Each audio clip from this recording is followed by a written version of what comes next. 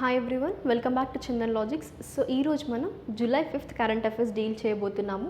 That ఇందులో మనం ఏ టాపిక్స్ డిస్కస్ చేస్తున్నాము అంటే topics related to international affairs, state news, books and authors and కోవిడ్-19కి సంబంధించిన న్యూస్ కూడా మనం ఈరోజు డీల్ చేయబోతున్నాం. As well as government schemes కూడా మనం ఈ డేలో కవర్ చేయబోతున్నాం. సో మనం మన క్లాస్ స్టార్ట్ చేద్దాము. Like first topic related to international affairs. Okay, so ఈ ఇంటర్నేషనల్ అఫైర్స్లో ఫస్ట్ టాపిక్ మనకి ఏంటంటే ఇండస్ ట్రీటీ అనమాట. That to about what India to use the excess water to irrigate own land. Okay, so యాక్చువల్గా ఈ Indus treaty ఏంటంటే మనకి Indus waters treaty in 1960. Okay, so మనకిది లైక్ ఏ కంట్రీస్కి మధ్యలో ఇండస్ వాటర్స్ ట్రీటీ అనేది జరిగింది అంటే agreement between what India as well as Pakistan. అంటే ఈ ఇండస్ రివర్ సిస్టమ్ ఏదైతే ఉందో అందులో ఏంటంటే వెస్టర్న్ రివర్స్ ఇంకా ఈస్టర్న్ రివర్స్ ఉన్నాయి. సో మెయిన్గా ఈ మనకు ఒక పాయింట్లో గుర్తుండాలి, ఏంటది ఉచ్ హైడ్రో పవర్ మల్టీ ప్రాజెక్ట్ అనమాట. యాజ్ వెల్ యాజ్ ఇంకా ఏంటంటే మనకి ఇండస్ రివర్ సిస్టమ్ ఏదైతే ఉందో ఇందులో మనం వెస్టర్న్ ఇంకా ఈస్టర్న్ రివర్స్ అన్నాం కదా. సో ఒకసారి ఆ రివర్స్ ఏంటో చూద్దాము. ఈ ఇండస్ రివర్ సిస్టంలో ఇంక్లూడ్ అయిన reverse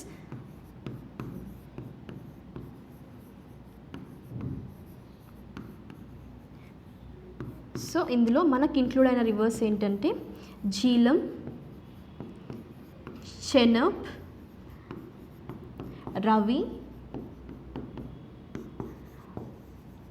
Beas and Sindh.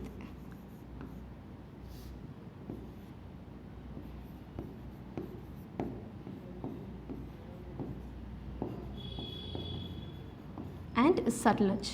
So మనకి ఈ ఇండస్ రివర్ సిస్టంలో ఇంక్లూడ్ అయిన రివర్స్ ఇవన్నమాట. ఓకే, సో ఇంకా ఏంటంటే మనం చూసుకున్నట్టయితే అండ్ యాజ్ వెల్ యాజ్ ఈ ఇండస్ రివర్ సిస్టమ్ ప్రకారం ఏంటంటే ఇండస్ వాటర్ ట్రీటీ అనేది ఒక ట్రీటీ అనేది జరిగింది.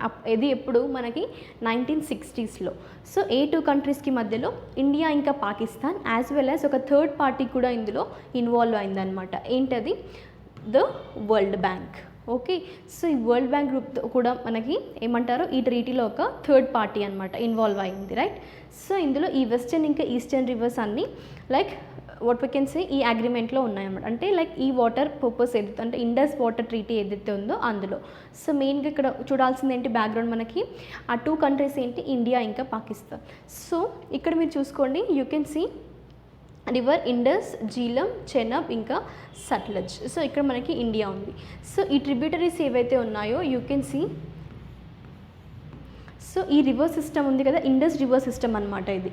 And also here you have to include the river Indus also. So ఇవి మనకి ఈ ఇండస్ ట్రీటీ గురించి. యాక్చువల్లీ ఇప్పుడు న్యూస్లో ఉంది ఏంటంటే India to use the excess water to irrigate its own land. Okay, యాక్చువల్గా యాజ్ పర్ జల్ శక్తి మినిస్టర్ ఎవరైతే ఉన్నారో ఇక్కడ స్టాటిక్ పార్ట్ చూసుకోండి. Gajendra Singh Shekhawat, India is working on it's rights to water to stop the excess water flowing to Pakistan under the Indus water treaty of 1960 to irrigate its own lands. So మెయిన్గా ఇది అన్నమాట objective ఏంటి ఇప్పుడు మనకి కరెంట్ అఫైర్లో ఉంది. To stop that excess usage of water, that too for what? To that Pakistan irrigating in its own lands. So that is in news. And once you like go through the detailed explanation of Indus Water Treaty, still you have doubt. Next topic మనకి state news cover చేద్దాము. So first one ఏంటంటే that to about Srinagar bans the storage, sales and possessions use of transport of these UAVs. Okay, so ఇక్కడ ఏంటంటే ఈ unnamed like aerial aircrafts ఏవైతే ఉన్నాయో so like ఒక what we can say some vehicles, so వాటిని ban అనేది జరిగింది. మెయిన్గా ఈ బ్యాన్ అంటున్నాం కదా, సో స్టోరేజ్ కానీ బ్యాన్ కానీ, సో ఈ డెసిషన్ ఎందుకు తీసుకున్నారు అంటే దాని బ్యాక్గ్రౌండ్ వచ్చేసి ఈ ఆర్డర్ ఎప్పుడు పాస్ చేశారు అంటే డ్రోన్ అటాక్ అనేది జమ్మూ అండ్ కాశ్మీర్లో June 27th 2000 like using of drones అనేది జరిగిందనమాట. ఎక్కడ అది జమ్మూ ఎయిర్ ఫోర్స్ స్టేషన్లో. So as this order was passed in the back drop of A drone attack. Okay, so దీని ప్రకారం అంటే June 27 రోజు ఈ జమ్మూ ఎయిర్ ఫోర్స్ స్టేషన్లో ఈ అటాక్ అనేది జరిగింది. సో అందుకోసమే దాన్ని బేస్ చేసుకొని ఇప్పుడు ఏంటంటే like complete ban of this what we can say UAVs అనేది వాళ్ళు లైక్ స్టోరేజ్ కానీ యూస్ కానీ బ్యాన్ చేశారు. అండ్ ఈ డ్రోన్ అటాక్ ఏంటంటే this is being seen as a display of capability and an attempt to put the pressure on fragile ceasefire. Okay, ఇంకా ఏంటి, which is being maintained at the along the line of control, that means since February. It also aimed at disrupting the political process in Kashmir. And if you see ఇక్కడ line of control అన్నాం, మనకి line of control అంటే ఏంటంటే మెయిన్గా India ఇంకా పాకిస్తాన్కి మధ్యలో, India and Pakistan. So ఇక్కడ ఏంటంటే మనకి జమ్మూ అండ్ కాశ్మీర్ ఉంది కదా, సో ఇందులో ఈ జమ్మూ అండ్ కాశ్మీర్లో ఏంటంటే ఇండియా అనేది కంట్రోల్ చేస్తుంది ఈ పార్ట్ని, కానీ ఇల్లీగల్గా లైక్ కొన్ని పార్ట్స్ అనేవి ఈ పాకిస్తాన్ అనేది ఆక్యుపై చేసుకుంది. సో అందుకోసమే ఈ లైన్ ఆఫ్ కంట్రోల్ అనేది లైక్ ఇలాంటివి జరుగుతుంటాయి. సో మెయిన్గా ఈ line of country what we can say control అనేది ఏంటంటే అప్రాక్సిమేట్లీ అన్అఫిషియల్గా చూసుకున్నట్టయితే మనకి దీని లెంత్ వచ్చేసి ఎంత 776 kilometres. So that is the length of this line of control. So చూసారు కదా, ఇల్లీగల్గా పాకిస్తాన్ అనేది కొన్ని ప్లేసెస్ లైక్ కొత్త పార్ట్ ఆఫ్ జమ్మూ అండ్ కాశ్మీర్ని ఆక్యుపై చేసుకుంది. So that we call it as line of control. Okay, so మనకి ఈ డెసిషన్ ఏంటంటే ఈ జమ్మూ ఎయిర్ ఫోర్స్ స్టేషన్లో ఏదైతే ఉందో అక్కడ డ్రోన్ అటాక్ అనేది June 27 జరిగింది. సో దాన్ని బేస్ చేసుకొని అంటే లైన్ ఆఫ్ కంట్రోల్ ఉంది కదా, ఇక్కడ సీజ్ ఫైరింగ్ కానీ ఇదంతా జరగడం వల్ల అంటే సీజ్ ఫైరింగ్ అంటున్నాం అంటే ఏంటి, military order to seize firing, that we call it us cease fire. Okay, so based on all these what we can say reasons, the decision to ban has taken. So ఇప్పుడు చూస్తున్నట్టయితే ఏంటి మనకి ఇక్కడ ఈ UAVs అన్నాం కదా, unmanned aerial vehicles అని. So that to with in the territorial jurisdiction of this district as well as Srinagar district ఏదైతే ఉందో, సో అందులో స్టోరేజ్ కానీ సేల్ కానీ possession and transportation of drones కూడా కంప్లీట్గా బ్యాన్ చేశారు వాళ్ళు. సో మనం ఇంకా చూసుకున్నట్టయితే ఏంటంటే this order as the authorities to secure what aerial space near the vital installations and highly populated areas ఏవైతే ఉన్నాయో అక్కడ ఏంటంటే కంప్లీట్గా ఈ ఏరియల్ స్పేసెస్ని సెక్యూర్ చేయమని చెప్తున్నారు. As well as it is imperative to discontinue the use of drone in all social and cultural gatherings. So కంప్లీట్గా ఈ మధ్యలో మనం చూస్తున్నది ఏంటి, ఈ డ్రోన్స్ అనేది like cultural what we can say like marriages కానీ కల్చరల్ ఈవెంట్స్లో కూడా డ్రోన్స్ యూస్ చేస్తున్నారు, కానీ ఇప్పుడు కంప్లీట్గా శ్రీనగర్లో వీటి బ్యాన్ అనేది జరిగిందనమాట. సో అది మనకి న్యూస్లో ఉంది, దాని బ్యాక్గ్రౌండ్ కూడా చూసుకోండి, లైక్ రీజన్స్ ఏంటి మనకి లైన్ ఆఫ్ కంట్రోల్ అనేది అండ్ యాజ్ వెల్ యాజ్ ఈ డ్రోన్ అటాక్ ఏదైతే ఉందో అది. ఓకే, ఇది ఇంపార్టెంట్ టాపిక్స్ అనమాట. మనం ఇది వరకు కవర్ చేసిన ఇంటర్నేషనల్ టాపిక్స్ ఏదైతే ఉందో that one and plus you have to deal with this అంటే ఇండస్ వాటర్ ట్రీటీ ఉంది కదా 1960, చాలా important topic, as well as this usage of drone. Okay, so దీన్ని బ్యాన్ చేశారు ఇక్కడ మనకి శ్రీనగర్లో. Next coming to the economy sector, ఏంటది మనకి PhonePe Flipkart to launch the contactless scan and pay feature. So మనకి ఫ్లిప్కార్ట్ ఏదైతే ఉందో ఈ కామర్స్ కదా, సో ఇది ఆన్లైన్ యాప్, దట్ మీన్స్ మనకి మెయిన్గా ఈ గ్రాసరీస్ కానీ లైక్ థింగ్స్ కానీ పర్చేస్ చేసుకోవడానికి ఉండే యాప్ మనకి ఫ్లిప్కార్ట్. ఓకే, సో ఈ ఫ్లిప్కార్ట్ ఏంటంటే కొత్త ఫీచర్ని తీసుకొచ్చింది. ఏంటది, ఫోన్పే ఉంది కదా మనకి, సో దాని ద్వారా అంటే ఈ యూపీఐ ట్రాన్సాక్షన్స్ ఏవైతే చేస్తున్నామో మనం స్కాన్ అండ్ పే అనమాట, అంటే క్యూఆర్ కోడ్ ఉంటుంది కదా, సో ఆ క్యూఆర్ కోడ్తో మనకి డెలివరీ అయినప్పుడు ఈ కాంటాక్ట్లెస్ పేమెంట్ చేసుకునే ఆప్షన్ కూడా ఫ్లిప్కార్ట్ అనేది ప్రొవైడ్ చేయబోతుంది. అదే మనకి ఇప్పుడు న్యూస్లో ఉంది. సో ఏంటది, digital payments platform PhonePe has tied the hands with what Flipkart. ఇక్కడ మనకి ఇప్పుడు న్యూస్లో ఉన్నవి ఏంటి, డిజిటల్ పేమెంట్స్ యాప్ ఏంటది PhonePe, next ecommerce app ఏంటి మనకి ఫ్లిప్కార్ట్. సో ఈ టూ అనేవి ఇప్పుడు like you can say like join their hands for what scan and pay features, that to on the pay on delivery order. So you can see QR code solution ఏదైతే ఉందో ఫోన్పేలో that will be enabled for the customer to pay digitally through the UPI apps. Okay, so during the delivery of product who earlier opted for the cash on delivery.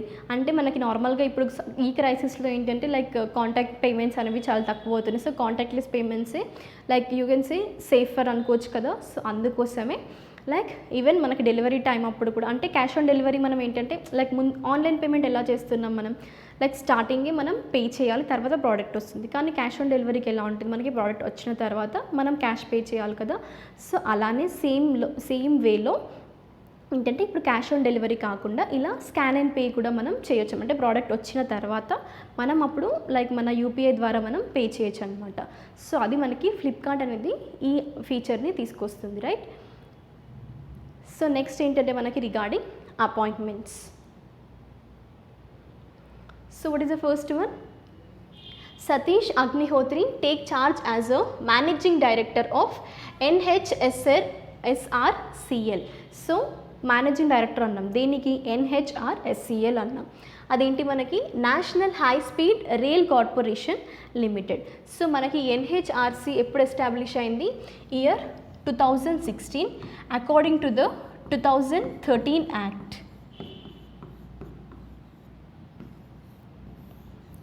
So ఈ high speed rail ఏదైతే ఉందో like amendment act అనేది, so ఆ act of 2019 ప్రకారం మనకి what we can సే 2016లో ఈ NHSRCL అనేది establish అయింది.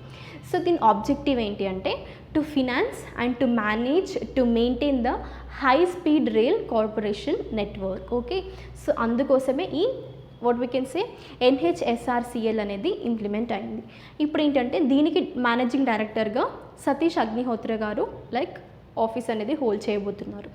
And as well as he comes with more than 20 years of experience in the implementation of mega rail infrastructure project. అంటే ఇప్పుడు ఈ హై స్పీడ్ రైల్ సిస్టమ్ అనేది like corporation limited ఉంది కదా, so దీనికి లైక్ తను మేనేజర్ అపాయింట్ అవుతున్నారు అంటే ప్రీవియస్గా తనకున్న ఎక్స్పీరియన్స్ ఎలాంటిది, సో అలాంటివి కూడా బేస్ చేసుకొని లైక్ ఎమినెంట్ పర్సన్స్ ఎవరైతే ఉంటారో సో వాళ్ళని ఎక్స్పీరియన్స్డ్ పర్సన్స్ని ఇలాంటి హై పోస్ట్కి అపాయింట్ చేస్తారనమాట.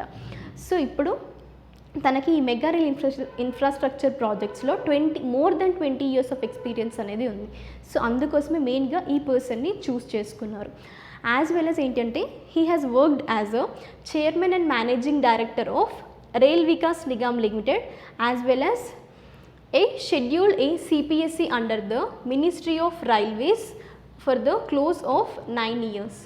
సో ఇక్కడ మెయిన్గా మినిస్ట్రీ చూసుకోండి మీరు, ఎందుకంటే NHSRCL అనేది దేని కింద కోసం under the ministry of railways. Okay, అంటే కొన్నిసార్లు ఏంటంటే మనకి వీటికి సంబంధించిన క్వశ్చన్స్ కూడా మినిస్ట్రీస్ పైన రైజ్ అవుతాయి, అందుకోసమే మినిస్ట్రీ ఆఫ్ రైల్వేస్ అనేది ఇక్కడ ఇంపార్టెంట్ మీకు. సో ఇక్కడ చూసుకోండి person that means who is going to take charge as a managing director of NHSRCL Satish Agnihotri గారు. Next coming to the banking sector. So ఏంటది మనకి RBI అనేది 25 lakh rupees అనేది ఒక పెనాల్టీగా పంజాబ్ సింధ్ బ్యాంక్ పైన ఇంపోజ్ చేసింది. ఎందుకోసము అంటే if you see reserve bank of India impose the penalty of how much ₹25 lakhs on Punjab Sind bank. ఎందుకంటే నాన్ కాంప్లియన్స్ ఏదైతే ఉందో with certain provisions of direction of the cyber security framework in banks. ఇక్కడ మనం non compliance అన్నాం అంటే ఏంటంటే యాక్చువల్గా RBI అనేది ఇప్పుడు ఈ సైబర్ అటాక్స్ ఉన్నాయి కదా బ్యాంక్స్ పైన, సో వాటి ప్రకారం కొన్ని ఏంటంటే సైబర్ సెక్యూరిటీ గైడ్లైన్స్ అనేది ప్రొవైడ్ చేస్తుంది RBI. సో అవి ఆ గైడ్లైన్స్ అనేవి ఫాలో అవ్వాలి బ్యాంక్స్. ఇన్ కేస్ అవి ఫాలో అవ్వనప్పుడే మనం వాటినే what we are saying non compliance అంటున్నాం. సో ఈ నాన్ కాంప్లయన్స్ అంటున్నాం అంటే ఈ గైడ్లైన్స్ ఫాలో అవ్వని టైంలో అప్పుడు బ్యాంక్స్కి ఇలా పెనాల్టీ అనేది RBI ఇంపోజ్ చేసి, సో ఇక్కడ పంజాబ్ సింధ్ బ్యాంక్ అనేది ఈ గైడ్లైన్స్ అనేది ఫాలో అవ్వలేదన్నమాట, అందుకోసమే ఈ 25 lakh rupees పెనాల్టీ అనేది RBI ఇంపోజ్ చేసింది, రైట్. సో మనం ఇక్కడ సైబర్ సెక్యూరిటీ అటాక్స్ అనేది బ్యాంక్స్ పైన అంటున్నాం కదా, ఎలా అంటే ఫాల్స్ ట్రాన్సాక్షన్స్ ఉంటాయి కదా, ఈవెన్ కస్టమర్ని ఇంకా బ్యాంక్ని రెండింటిని అవి ఎఫెక్ట్ చేస్తాయి. అంటే డేటా అనేది ఈ వీళ్ళు కలెక్ట్ చేసుకొని what we can say like వాళ్ళు లైక్ దే విల్ సెల్ అనమాట, యాజ్ వెల్ యాజ్ అంటే కొన్ని సర్టన్ కండిషన్స్లో వాళ్ళు యూస్ చేసుకుంటారు. అప్పుడు ఇక్కడ ఇద్దరు ఎఫెక్ట్ అవుతున్నారు, కస్టమర్ ఎఫెక్ట్ అవుతున్నారు యాజ్ వెల్ యాజ్ బ్యాంక్స్ కూడా ఎఫెక్ట్ అవుతాయి. అంటే కొన్ని ఫాల్స్ ట్రాన్సాక్షన్స్ అనేవి జరుగుతాయి ఈ సైబర్ సెక్యూరిటీ అటాక్స్ అనేది బ్యాంక్స్లో మెయిన్గా. ఓకే, సో ఇప్పుడు ఏంటంటే the state owned bank has reported a few cyber incident to the RBI on May 16th and 20 అనమాట. 2020లో లైక్ ఇలా ఈ సైబర్ అటాక్స్ అనేది జరుగుతుండడం వల్ల అంటే కొన్ని what we can say it has reported అనమాట దేనికి RBIకి. సో దాని ప్రకారం central bank said that while giving the details, అంటే అప్పుడు ఈ సైబర్ అటాక్స్ గురించి ఆల్రెడీ అది రిపోర్ట్ చేసింది. సో అలాంటప్పుడు ఈ సైబర్ సెక్యూరిటీ గైడ్లైన్స్ అనేది బ్యాంక్ ఫాలో అవ్వాలి, కానీ ఫాలో అవ్వలేదు. సో అందుకోసమే ఈ నాన్ కాంప్లయన్స్లోకి ఈ పంజాబ్ సింధ్ బ్యాంక్ అనేది ప్లేస్ అయింది. సో ఈ నాన్ కాంప్లయన్స్ ద్వారా ఏంటంటే ఇప్పుడు ఆర్బీఐ అనేది ఈ పెనాల్టీని ఇంపోజ్ చేసింది. Is it clear? నెక్స్ట్ మనం ఇక్కడ ఏంటి దేని గురించి చూస్తున్నాము, that is about the Punjab Sind bank కదా. సో మనకి ఎస్టాబ్లిష్ అయిన ఇయర్ ఎప్పుడు 1908 24 జూన్. స్టాటిక్ పార్ట్ చూసుకోండి. MD and CEO of Punjab and Sind bank is S Krishnan. So నార్మల్గా మనకి సెంట్రల్ బ్యాంక్ ప్రకారం ఏంటంటే it has issued the show cause notice to the bank asking it why a penalty should not be imposed for the non compliance with the directions issued by RBI. అంతే కదా. So RBI మనకి కొన్ని guidelines issue చేసింది, అవి follow అవ్వాలి. Follow అవ్వని కేసులో ఇంకా ష్యూర్గా ఆ బ్యాంక్ అనేది నాన్ కాంప్లియన్స్లోకి వస్తుంది, రైట్. నెక్స్ట్ మనకి అవార్డ్స్ అండ్ రికగ్నిషన్స్. సో ఏంటి మనకు అది ఇన్వెస్ట్ ఇండియా అనమాట. సో ఇక్కడ ఇన్వెస్ట్ ఇండియా అంటున్నాం కదా. First invest India like it has won the most innovative investment promotion agency 2021 award. So ఇదేంటంటే మనకి ఇన్వెస్ట్ ఇండియా అనేది 2009లో సెటప్ అయింది. మనకి ఇదేంటంటే నాన్ ప్రాఫిట్ వెంచర్ అనమాట. అండ్ ఇది like it will cover under which ministries like DPIIT, that means department of promotion of industry and internal trade, ఇంకా ministry of commerce and industry, government of India. So ఇప్పుడు invest India అనేది ఏమంటున్నాం మనం, this is a non profit venture అన్నాం, అంతే కదా. So as well చూసినట్టయితే ఏంటి మనకి ఇక్కడ this is a national investment promotion and facilitation agency. మనకి ఇన్వెస్ట్ ఇండియా అనేది చూసుకున్నారు కదా, invest and promotion of the facilitating agency. So ఇప్పుడు ఇన్వెస్ట్ ఇండియా చూసుకున్నట్టయితే మనకు this comes under the department for promotion of industry and internal trade అన్నాం. అంటే ఏంటి మనకి ఈ డిపిఐఐటి అనేది ఫస్ట్ మనకి 1995లో యాక్చువల్గా ఇది department of industrial policy and ప్రమోషన్గా ఉందన్నమాట. కానీ లాటర్ ఆన్ ఈ నేమ్ అనేది చేంజ్ అయింది. ఎప్పుడు 2019లో ఎలా చేంజ్ అయింది, దాట్ ఈజ్ యాజ్ డిపిఐఐటిగా. ఓకే, క్లియర్ అయింది కదా. సో మనకి ఇప్పుడు ఇదేంటి department of promotion of industry ఇంకా ఇంటర్నల్ ట్రేడ్ అనమాట. సో ఈ డిపిఐఐటి యొక్క రోల్ అండ్ ఫంక్షన్స్ ఏంటంటే like this will mainly focuses on what empowers what about the foreign direct policy కానీ ఇంటలెక్చువల్ ప్రాపర్టీ రైట్స్ కానీ, సో ఐపీఆర్ అంటాం కదా, so వాటిని మేనేజ్ చేయడము లైక్ ప్రమోట్ చేయడం ఫార్ములేట్ చేయడం అనమాట. సో ఆ ఇన్వెస్ట్మెంట్ ఉంది కదా, యాజ్ వెల్ యాజ్ అక్కడ ఉన్న ఎంప్లాయీస్ ఎవరైతే ఉంటారో ఇన్వెస్ట్ సెక్టార్లో, సో వాళ్ళ గురించి చూసుకోవడం ప్రొటెక్ట్ చేయడము. So these are the functions of DPIIT అనమాట. అండ్ ఇప్పుడు ఏంటంటే మనకి ఈ ఇన్వెస్ట్ ఇండియా అనేది డిపిఐఐటిలోకి వస్తుంది. యాజ్ వెల్ యాజ్ మినిస్ట్రీ చూసుకోండి, ఇక్కడ ministry of commerce and industry. So ఇక్కడ లైక్ మేజర్ పార్ట్స్ అనేది మనం కవర్ చేసాం. అండ్ కమింగ్ టు దాట్ యాక్చువల్గా ఈ అవార్డు ఎవరు ఇచ్చారు అంటే బై ఓసిఓ గ్లోబల్ అనమాట.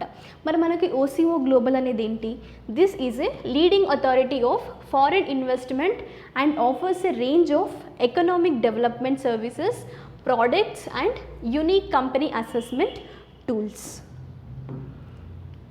అండ్ ఆల్సో మనకి ఇక్కడ ఇన్వెస్ట్మెంట్ ఇంక్రీజ్ అవుతే ఎకనామిక్ ఎలా డెవలప్ అవుతుంది అంటే చూసుకున్నట్టయితే ఏంటంటే ఇక్కడ ఇఫ్ యూ సీ ఇన్వెస్ట్మెంట్ మనం చేస్తే నెక్స్ట్ ఏమవుతుంది మనకి emoluments, next if you see with what higher expenditure, అంతే కదా.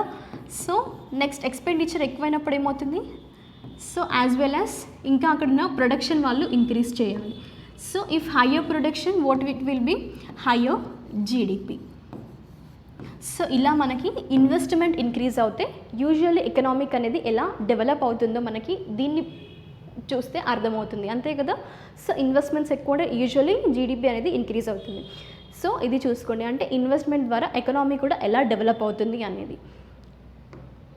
Next if you see regarding the government schemes ఏంటది మనకి నిపుణ్ భారత్ ఇనిషియేటివ్.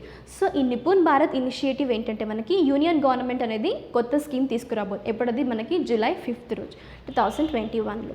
సో మెయిన్గా ఇది ఎందుకోసము అంటే this will be launch to improve the numeracy, foundational reading and understanding of early stage students. యాక్చువల్గా rote learning అనేది మనకి లైక్ ఇక్కడ ఉన్న స్టూడెంట్స్కి ఎక్కువగా అలవాటు అయిపోయింది, అంతే కదా. సో ఇప్పుడు దీన్ని ఎలిమినేట్ చేయడం కోసం, అంటే కాన్సెప్ట్స్ని అండర్స్టాండ్ చేసుకునే విధంగా, స్టూడెంట్స్కి కాన్సెప్ట్స్ని అర్థమయ్యే విధంగా ఎక్స్ప్లెనేషన్ కానీ, సో వాళ్ళకి అలాంటి యాక్టివిటీస్ని ఇంప్రూవ్ చేయడం కోసమే ఈ నిపుణ్ అనే న్యూ స్కీమ్ అనమాట. So this comes under, that means this will be the part of the school education program called Samagra Shiksha Abhiyan. So మనం సమగ్ర శిక్ష అభియాన్ గురించి కూడా మన ప్రీవియస్ క్లాస్లో డిస్కస్ చేసాము. మెయిన్గా ఇదేంటంటే ప్రీ స్కూల్ నుంచి సీనియర్ సెకండరీ లెవెల్ స్కూల్ అంటే ఆ ఎడ్యుకేషన్ వరకు ఇది హెల్ప్ చేస్తుంది స్టూడెంట్స్కి. ఎలాగా లైక్ వేరియస్ యాక్టివిటీస్ 2 T's పైన, టీచర్ ఇంకా టెక్నాలజీ మీద ఫోకస్ కూడా చేస్తుంది. ఇక్కడ విజన్ ఏంటంటే మెయిన్గా న్యూమరసీ ఇంప్రూవ్ చేయడము, కాన్సెప్చువల్ అండర్స్టాండింగ్ అనేది స్టూడెంట్స్లో ఉండాలి. ఓకే, సో అందుకోసమే మనకి ఇక్కడ నిపుణ్ భారత్ ఇనిషియేటివ్ అనేది యూనియన్ గవర్నమెంట్ తీసుకురాబోతుంది. ఈజ్ ఇట్ క్లియర్ నా? ఇంకా ఏంటంటే మెయిన్గా నిపుణ్ అంటున్నాం. సో దీని ఫుల్ ఫామ్ ఏంటంటే మనకి national initiative for proficiency in reading with understanding and numeracy. చూసాం కదా, రీడింగ్ విత్ అండర్స్టాండింగ్ అంటే కాన్సెప్ట్స్ అర్థమయ్యేలాగా, కాన్సెప్ట్స్ని అర్థం చేసుకొని చదవాలి. ఇప్పుడు ఈవెన్ మీరైనా కూడా లైక్ ఇలా ఎగ్జామ్స్ ప్రిపేర్ అవుతున్నారు అన్నప్పుడు ఇప్పుడు నిపుణ్ భారత్ వచ్చింది. సో జస్ట్ నిపుణ్ భారత్ అంటే ఏంటి, లైక్ ఇనిషియేటివ్ దేనికోసం, ఇది ఏ స్కీమ్లో, ఇలా కాన్సెప్ట్ బేస్డ్గా మీరు అర్థం చేసుకొని చదివితే అప్పుడు మీకు like it will be useful for your further studies. Like మీరు ఈ రోట్ లెర్నింగ్ ప్రాసెస్ అనేది ఫాలో అవ్వకూడదు. నెక్స్ట్ ఏంటి మనకి కోవిన్ గ్లోబల్ కాన్క్లేవ్. మన కోవిన్ యాప్ ఏంటి, రీసెంట్గా చూసుకున్నట్టయితే మనకి న్యూస్లో ఈ Covid vaccine what we can say intelligence network, CoWIN full form. Actually this is the advanced version of eVIN, electronic vaccine intelligence network అనమాట. దీని అడ్వాన్స్డ్ వర్షనే కోవిన్. ఓకే, సో ఇంకా ఈ కోవిన్ హిస్టరీ, మన కోవిన్ యాప్ ఎందుకోసము, మెయిన్గా ఈ vaccine centres like vaccination purpose కదా, అంటే సెల్ఫ్ రిజిస్ట్రేషన్ కోసం.